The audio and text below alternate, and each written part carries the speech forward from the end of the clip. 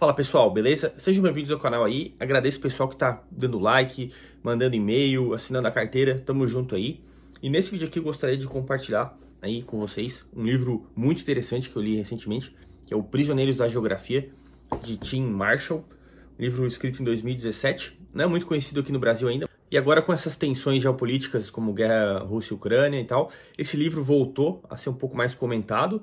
Ainda se a gente ler, mesmo ele sendo de 2017, dá para entender bastante das raízes de vários conflitos que existem hoje no mundo. E também nos traz alguns insights para investimentos no exterior. O pessoal que também está buscando internacionalizar um pouco do patrimônio, acho que é uma boa leitura para tu entender um pouco mais do porquê é importante ter um pouco de capital fora do Brasil e onde ter, né? Qual região do mundo ter.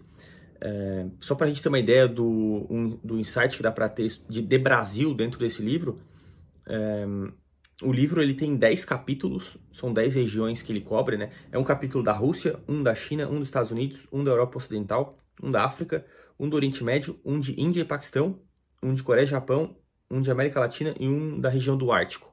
Então são todas as principais regiões do mundo. As que têm mais importância, ele deixou apenas um país ali, destinou um capítulo para esse país, por exemplo, um para a China, um para os Estados Unidos, um para a Rússia, né? Mas o Brasil ele é só comentado numa parte do capítulo da América Latina. E até nem é a maior parte do capítulo, né? Ele fala ali do potencial do Brasil, mas ele deixa meio que a entender que a gente não é ainda muito relevante no mundo, né? E poderia ser se algumas políticas fossem tomadas, né? Mas ele trata mais como um potencial, assim, mas ele não dá muita relevância para o Brasil, né? O foco aqui do livro é muito mais Estados Unidos, Europa, Rússia e China, né? Então, acho que o primeiro insight de investimentos assim desse livro é isso, né? Como entender como o Brasil é um player que ainda não é tão relevante, então não faz sentido se tu já tem um bom patrimônio deixar tudo aqui. Eu recomendo, né, ter uma exposição aí de 20 a 30% fora. E onde deixar, né? O livro ele mostra como a geografia em si, montanhas, rios, desertos, oceanos, como a geografia ela molda e ajuda algumas nações a prosperarem muito mais rápido e e deixar outras meio que no fracasso assim para sempre por não serem agraciadas por Deus pela geografia, né? Ele dá o exemplo ali de como os Estados Unidos teve muita sorte com a geografia, né? São 2 oceanos, tem a Baía do Mississippi ali, de rios navegáveis que desembocam ali no Golfo do México, que ajudou muito os Estados Unidos a crescer. E a parte, por exemplo, na África, a geografia é totalmente desfavorável, porque os rios não se conectam, os rios não são navegáveis, e divide muito, fragmenta muito o continente. Então ele usa a geografia para mostrar que a geografia ajudou alguns países a prosperar. Obviamente não é só a razão da geografia, né? Mas ele tenta colocar esse ponto da geografia como algo que também é muito importante no destino das nações, né? E no destino também das guerras e conflitos. Eu não vou entrar em detalhes aqui, né, das explicações dele, mas trouxe 3 principais insights da visão do Tim Marshall para o futuro aí, para geopolítica e para investimentos também.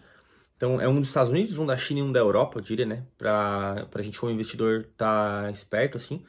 Primeiro é que os Estados Unidos, ele era o grande império, né, ultimamente aí, a grande força econômica do mundo, ele liderava sozinho, só que na visão dele, ainda os Estados Unidos vai continuar liderando, vai continuar forte, só que agora vai dividir a ponta ali, a primeira posição com a China, né?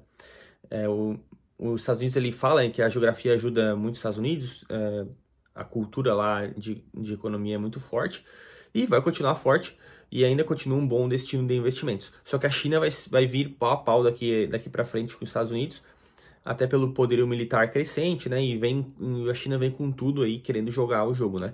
Então ele coloca Estados Unidos e China como esses 2 principais destinos, mas ele ainda aponta uma preferência para os Estados Unidos pela cultura econômica lá, pela geografia ser mais favorável, etc. Ele não quer apostar contra os Estados Unidos, né? Ele também acho que ele é meio a favor aí desse Never Bet Against America. Então, eu senti assim essa ideia dele de que os Estados Unidos, ok, vai dividir a ponta ali com a China, mas os Estados Unidos ainda é mais forte. A China ainda ele colocou algumas ressalvas ali, que poderiam ter algumas crises internas de pessoas talvez se virarem contra o governo, coisas assim que poderiam acontecer, que ele fica meio assim. Mas eu senti essa pegada aí de que ele curte mais os Estados Unidos. E a Europa, né, seria o terceiro ponto aqui, a Europa em declínio, né? Então, com tendência de fragmentação, os laços que prendiam os países da União Europeia eles estão se desgastando ali, né? alguns países mais pobres foram beneficiados, muito beneficiados com a União Europeia, como a Polônia, por exemplo. A Polônia hoje é a melhor economia da Europa disparado, mas ela se beneficiou muito, ela é um país pobre, que virou rico basicamente, porque pegou grana da União Europeia também, né? E os países ricos ali ajudaram muito, foram drenados, né, um pouco economicamente, e agora eles vão querer cobrar essa conta, né? E aí a tendência é a Europa se fragmentar, se dividir e perder força como um bloco econômico. Então ele vê assim economicamente a Europa perdendo muita força, então talvez não seria um dos melhores destinos de investimento aí para a diversificação global.